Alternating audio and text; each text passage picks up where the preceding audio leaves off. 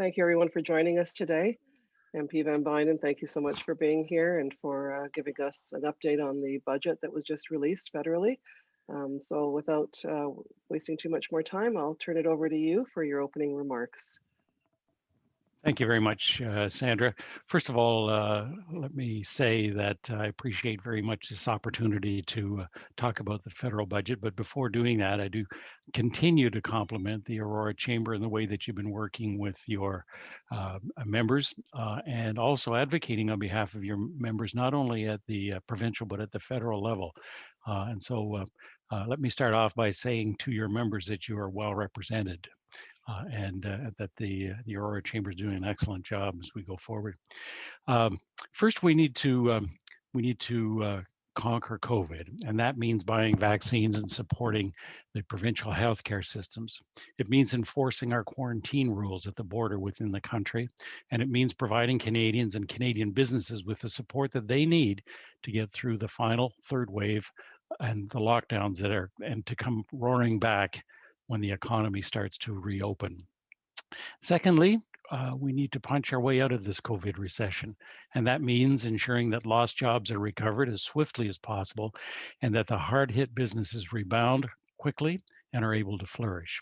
And it means providing support where COVID has struck the hardest, to women, to young people, and low-wage workers, and to small and medium-sized businesses, especially in the hospitality and the tourism trades. The final challenge is to build a better, fairer, more prosperous, more innovative future. And that means investing in Canada's green transition and green jobs that go with it. Investing in Canada's digital transformation and in Canadian innovation and in building infrastructure for a dynamic and a growing country. This budget is about finishing the fight against COVID. It's about healing the wounds that was left by the COVID-19 recession. And it's about creating more jobs and prosperity for Canadians in the days and the decades to come. The COVID-19 recession is the steepest and the fastest economic contraction since the Great Depression. It has disproportionately affected low-wage workers, young people, women, and racialized Canadians. And for business, it has been a two-speed recession, with some finding ways to prosper and grow, but many businesses, especially small businesses, fighting to survive. Budget 2021 is a historic investment to address the specific wounds of the COVID-19 recession, to put people first, to create jobs, to grow the middle class, and to set businesses on track for long-term growth, and to ensure that Canada's future will be healthier, more equitable, greener, and more prosperous. And we'll start with healthcare and the COVID-19 pandemic. The Government of Canada's top priority remains protecting Canadians' health and safety, particularly during this third aggressive wave of the virus and its variants. Vaccine rollout is underway in Canada with the federal government support in every province and territory. Budget 2021 invests in Canada's biomanufacturing and life sciences sector to rebuild domestic vaccine manufacturing capacity, and it has a plan to improve the long-term care and mental health services. We said we'll have Canadians' backs and we'll extend businesses and income support measures through to the fall. We will make investments to create jobs and help businesses across the economy come roaring back.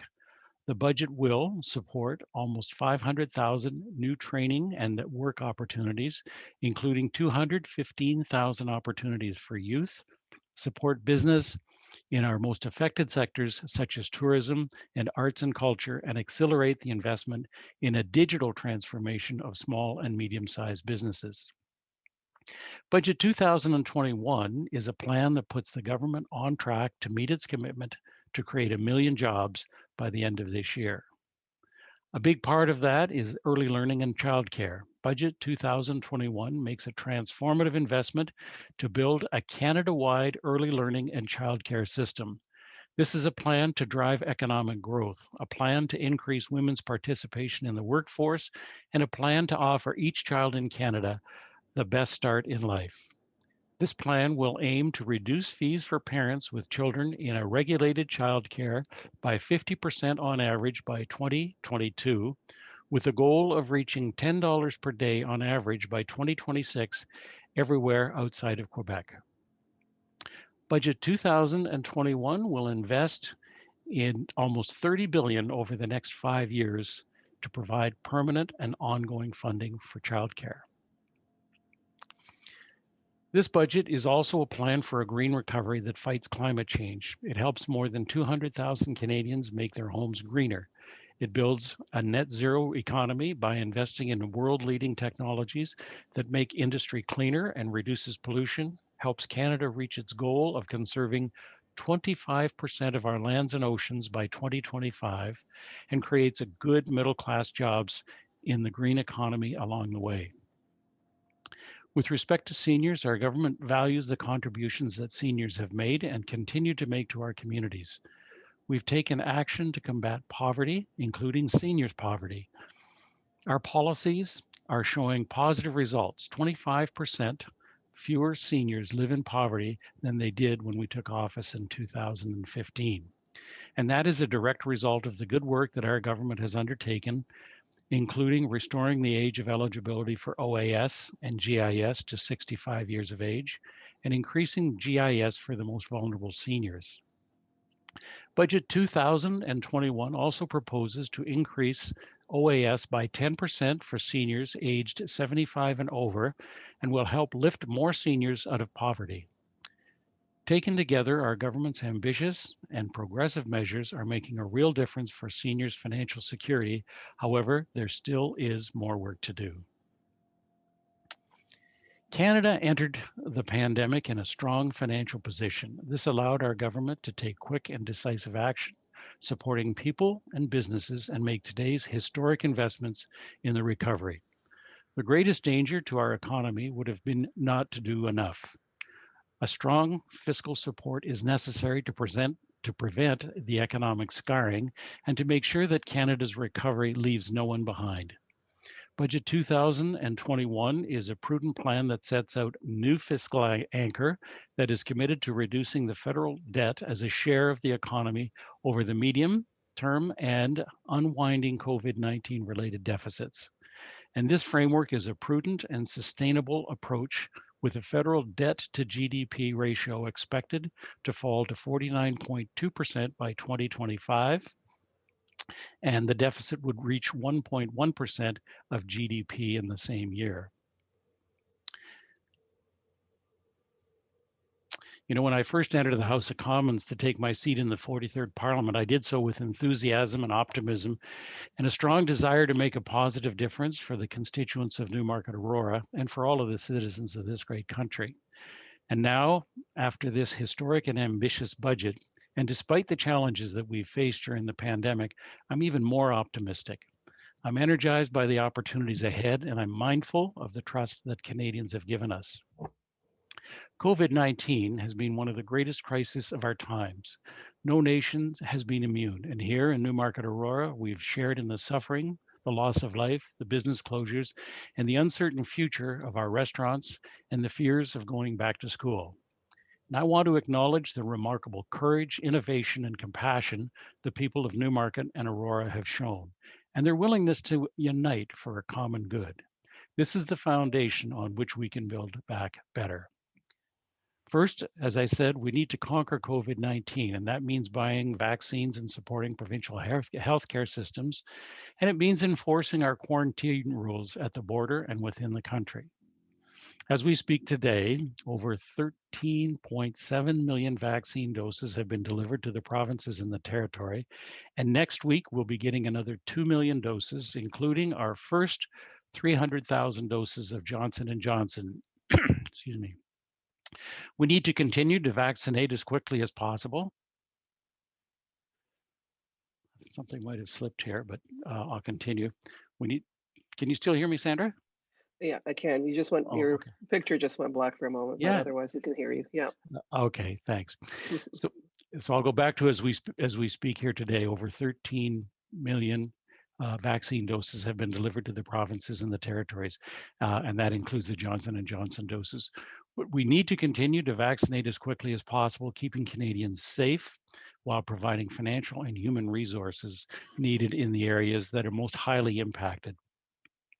We all want an end to COVID-19, but the journey is not yet over. And if we are to weather this storm and defeat this pandemic, we must also continue to support Canadians and Canadian businesses in the short term while providing programs to aid our recovery. I'm encouraged that Budget 2021, a recovery plan for jobs, dealt first with our current situation by extending the COVID-19 support programs, and this provides flexible access to EI benefits until the fall of 2022 by allowing the Canadian Recovery Benefit to remain in place through September 25th. And at the same time, rent subsidy and wage subsidy have been extended with plans to wind them down as the recovery takes place. But recover we will. And throughout this pandemic, Canadians have indicated a strong desire for the kind of change that will ensure a more prosperous future for all. And I believe that we cannot betray ourselves and achieve anything less than a more inclusive future, a quality of life for all that is the envy of the world. Even more, we need to be a country of equality and equity built on respect and compassion, not only for our people, but also for our environment.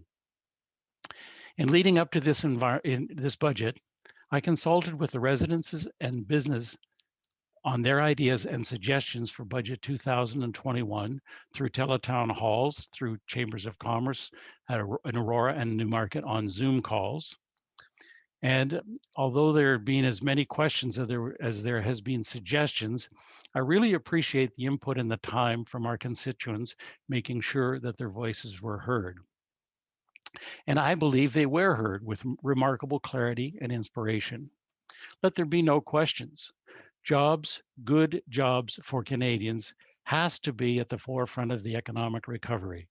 The news from Statistics Canada that 303,000 jobs were added in March is encouraging. What is more encouraging is the commitment in this budget to a promise made to create more than 1 million jobs by the end of this year. Jobs that keep hopes alive of a bright future, a sense of pride in contributing to community, a feeling of independence, and a belief that my country provides opportunity for all. Our constituents were clear in stating that job recovery was the most important indication of a recovery from this pandemic, along with reopening businesses. And as we invest in our youngest citizens, we recognize that our future starts by ensuring quality of care and opportunity for everyone. Our government's commitment to childcare and its promise to provide $10 per day universal childcare, complete with national standards within 5 years, will be a defining moment in Canadian history. This is an investment in our future, an investment in gender equality, and an opportunity to unleash the potential of so many. Compassion is also key to our recovery. Compassion for our elders in long-term care that ensures that we can feel safe and cared for, and we know that we owe them nothing less. Certainly, I've heard many times of the need for long-term care health standards, and I'm heartened by the provisions of $3 billion over 5 years to ensure that standards are applied. And the commitment to old age security increases for 75 years of age and older as well as a funding proposal for seniors who don't live in long-term care, pledging $90 million through the Age Well at Home initiative will certainly provide assurances that elders in our society are valued and cared for. I believe that climate change is the most pressing challenge of this generation, and at the same time, a new opportunity to renew, invest, and to create in a more promising future. Certainly, the provisions of $17.6 billion in a green recovery and ensuring that our agreed upon 2030 climate targets are exceeded will accelerate innovation, opportunity, and the prospects for a brighter future. Our country has a vast array of natural resources, has a remarkable opportunity for green leadership, and I encourage us to seize that leadership position. Within our riding, I'm fortunate to have a highly engaged and active youth council. At the beginning of this budget consultation, they provided us with their thoughts on how this budget might reflect the goals of Canadian youth. And on reviewing their recommendations, I'm struck by how this budget reflects so many of them, including investments in mental health, reducing student debt, both through grants and lowering interest rates on student loans, investments in renewable resources, and support for the most impacted by the pandemic. I'm constantly reminded that engaging our young people is paramount for building a prosperous future. And finally, I wish I could speak to all of the investments in this budget, as there's so much to be proud of and so much work still to be done. This is a budget that will require the federal and provincial governments to work together to build a better Canada that is prepared for any future pandemics, to seize the opportunities of prosperity, and to create a country that's capable of harnessing the strengths of its people and its resources. I promised my children and my grandchildren that is what I would work for, and I hope that we all seize that opportunity. Thank you. Thank you so much, Tony. Um, if anyone has a question that they'd like to ask MP Van Bynen, they could put it into the chat and we'll get to it. I have a few questions that were submitted ahead of time, so we'll start with those. And in the meantime, if anybody would like to just add some questions to the chat, we'll get to those afterwards. So the first question is, the Canadian Federation of Independent Business has been lobbying the government to backtrack the Canadian Emergency Rent Subsidy back to the first shutdown for any small business that the landlord did not apply for. Do you have any information on what's happening on this front, and will the amount being paid out remain the same for the duration? I'm not aware of any retroactive adjustments for the rental the rental subsidy. Now, it was good to see that the subsidy changed to a tenant application. Mhm. It's I think that was a very significant learning that we had throughout the process. Yeah, I'm sure, yes, yeah. Um, and as part of that, the extension of the wage subsidy and the rent subsidy was announced, but there were changes to the formula that were announced as well that would be reducing the payouts as time progresses. Do you have a sense of when that information will be available, in terms of how it will be impacting the businesses who are still counting on both of these supports to keep Well, their businesses open and staff employed?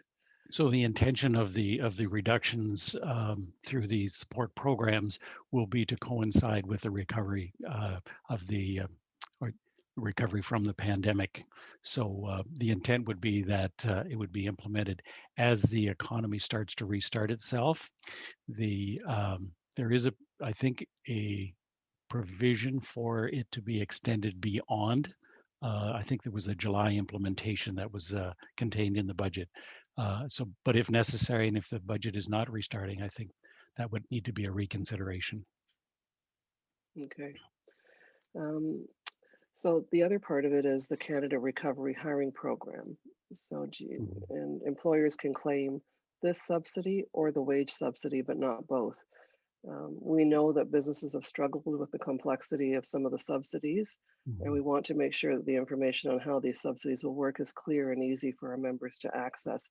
Do you have a sense of when those will be released and where that information can be found? That program is still under development, but it was pretty clear that it would be the higher of either. So if the rehiring program subsidy was higher than the wage subsidy, then the rehiring subsidy would be the one that would be applicable. So it's the best of either one of those two programs. The final details have yet to be advised. Okay. I know that that will be one that will be probably a little confusing for our businesses, just like some of Mhm. the other subsidies were as they were coming out. So Mhm. we'll try to provide as much information as we can once we get the details for it. Okay. Um, My office is committed to making that information available to you, Sandra, as soon as we Perfect. know. And if Sure. there's any areas of clarification, of course, we're available as well. You've done a terrific job over the last year in keeping your members up to date, and I want to Thank you. compliment the chamber on that. Thank you. Um, so the next question is, you mentioned 17.6 billion to address climate targets. Mhm. Can you tell us if any of this money is earmarked for the area of electric vehicle development? And I think there's another question here as well. that is around the same topic. As we are all seeing, electric vehicles are quickly becoming the way of the future. I believe they are Mhm. key to green recovery. Can you tell us a bit about the plans to invest in a larger nationwide charging network? So I guess there's a question around whether that funding will help to develop our leadership in electric vehicles. It's the primary function that I've seen. I'm just trying to look through my short notes of 741 pages. Uh, that here we are. The primary focus that I saw around the electric vehicles was building the network and setting standards within the network so that people would have a comfort level in terms of the range. And maybe if I can come back to that. I had the specific dollars that were available. So we have Go ahead. companies in Aurora that are in development of EVs Mhm. and are very keen to see what kind of funding there is to help them become leaders on that stage for Canada. Mhm.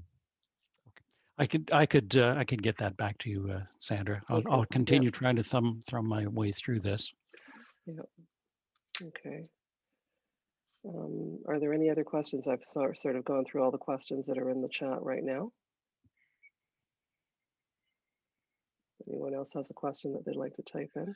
There's a very significant commitment to housing and expanding the housing programs. Mhm.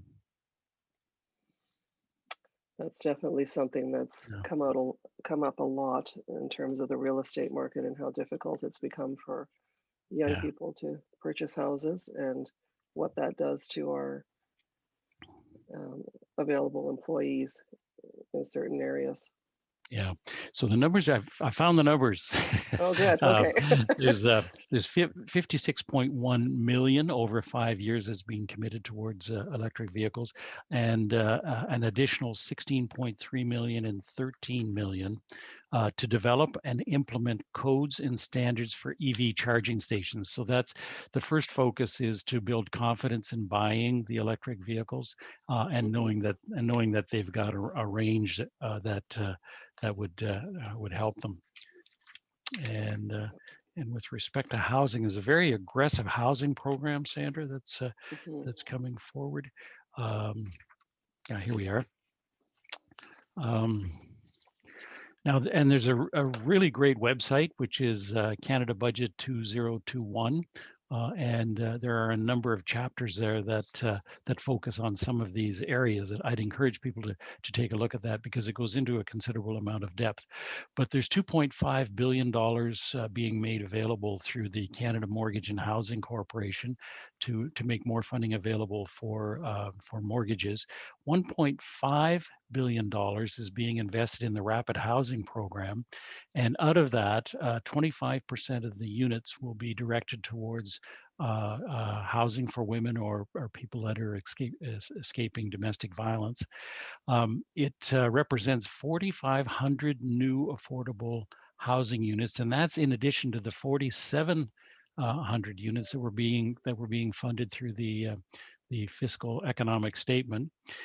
There's an additional $315 million over 7 years that's being funded to the Canada Housing Benefit, and that is direct financial assistance for vulnerable groups, including women and children that are fleeing violence. That's being administered and funded through the region. I know that York Region is quite involved in doing that. There's an additional $118 million over 7 years for the Federal Community Housing Initiative. And I think that one's an important one, because it supports community housing providers. As an example, Trinity Glen, I was on the board there, and that was provided by a church, but there are a lot of co-ops, etc., that provide great Mhm. housing opportunities at an affordable level. And there's also a reallocation of $1.3 billion that will create, I don't know whether all of these numbers um, are of interest, but there's $750 million for an additional 3,400 new units and to repair 13,700 units, which I think is also a critical issue in affordable housing. A lot of these units haven't had the reinvestment that they've needed. Yeah. And what's interesting as well, though, is that there's $300 million that is focused on converting excess commercial space and intended to create an additional 800 market rental units. So we're seeing quite a shift in the economy. A lot of that's been driven by people working from home as opposed to heading down into the depths of metropolitan Toronto. Mm-hmm. I think Michael Smith has a question. Michael, did you want to chime in? Yeah, Tony, thank you for allowing for questions, Sandra, and thanks for coordinating this. I will take your advice and go on the Canadian budget 2021. Is that correct, Tony? Is that the website? Okay, I'll do that because I believe in helping people who need help. I really do, and I think most people do. Okay, and Tony, you know me well enough to know that I'm a big fan of that. But if we can switch the channels for half a second here on the foreign tax, on real estate ownership. My understanding, and I just took a brief look at, and I'm waiting for some dissemination of the entire budget, so I will go to your website, is that there will be a foreign tax, there will be a tax on foreign ownership of real estate, of homes. Vacant real estate. Vacant real estate. Yeah. Now, but that brings the next question is, and I think that's totally cool. I think that's fine and dandy. My question to you is, I've heard rumors about the sale of principal residence and potentially having a capital gain on that or a taxation on that. I've heard nothing. I've not seen anything solid about that, but can you give me some comments about what they may be considering, please? You've cut out, Tony. Okay, there we are. I was muted. My wife loves that feature. Let me start off. Let me start off by saying, absolutely not. It's never been on the table. In my personal view, and I believe it's the view of the government, is that building up equity in your home is as sacred as democracy. And so capital gains on primary residence is off the table and is not a consideration. Can I be any clearer? Can I be any clearer about that, Mike? Well, okay. So because I've heard from people who are insiders from the tax perspective with some of the major tax firms that they've been consulted by different people within the government, asking about how that would work, how that could be potentially positioned, and to your point, it is the best tax-free gain out there, our opportunity to build equity. And I'm going to suggest that I think of many of our clients who basically say, my home is part of my retirement. If they don't have a full government pension or a full hoop pension or something like that, this is part of their game plan. And that's why I'm so happy to hear that, Tony. Well, Michael, and it also goes contrary to some principles in investment, is that we are currently not permitted to write off expenses to maintain that investment, right? And so there's some very fundamental principles that I find would take that off the table. And then I think there's some additional conversations going around with respect to reducing the exemption level for capital gains. That too is off the table. Okay, so currently it's $1 million, right? Sorry? I said currently, what is a capital gains exemption? The capital gains exemption, I think, is 50% of your capital gains are taxed, right? And there'd been some discussions around reducing that, or there's been some rumors similar to the ones that you've been hearing that was going to be reduced to 40%. That definitely is not a policy position of the party, and it certainly isn't reflected in the budget. Yeah, because I mean, ultimately, whether you're selling a business, selling an investment property, selling your principal residence, these are all pinnacle Mhm. points of people's retirement, if Yeah. you ask me. Yeah, I Thank agree. you. Thanks. Thank you, Michael. I have another question. The Globe and Mail is reporting that the province of Ontario is planning to introduce a sick day benefit, but want to do it in conjunction with the federal payments. However, the federal government does not seem receptive to that process. Why would the federal government not want to partner in order to efficiently provide payments? The sick days, the provision for sick days was part of the COVID relief. Um, the um, the sick day program is within the provincial mandate, and it's one that the federal government has stepped up to on a temporary basis because of the urgency of the situation. If there's an opportunity that makes it feasible for both the federal government and the provincial government to work together, I think that needs to be a caveat that we need to explore. So we'd have to have a conversation about the details of what that would mean. And it's always worth having a conversation to see if we can provide a better environment for our residents. Mhm. Okay, thank you. And we know that all of these subsidies and plans are all costing a lot of money. Mhm. One of the questions is, what is the possibility of raising the HST tax even 0.5%? Um, I'm not aware of any discussions with respect to that. I think the primary focus right now is to get the economy starting up.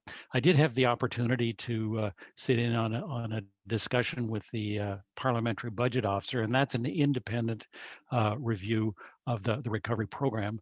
I know that this plan provides for $100 billion over 3 years to restart the economy.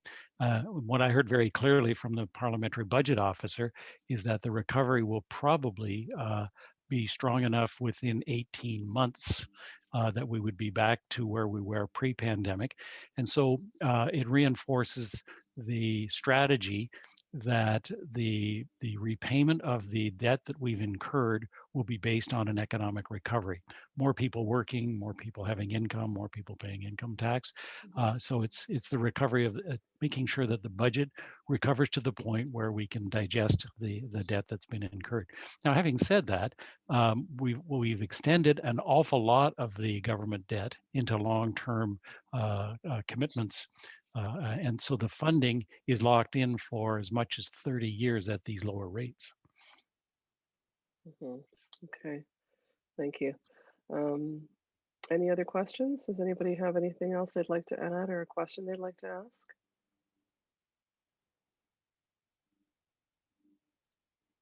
I don't see Well, anything else coming through. Yeah. it's good. There's been an awful lot of discussion about the budget, and I don't Mhm. know if your email box was anything like mine. I would say within 20 minutes after the budget was announced, everybody had a perspective, Mhm. and so we may have been getting a little bit of budget overload.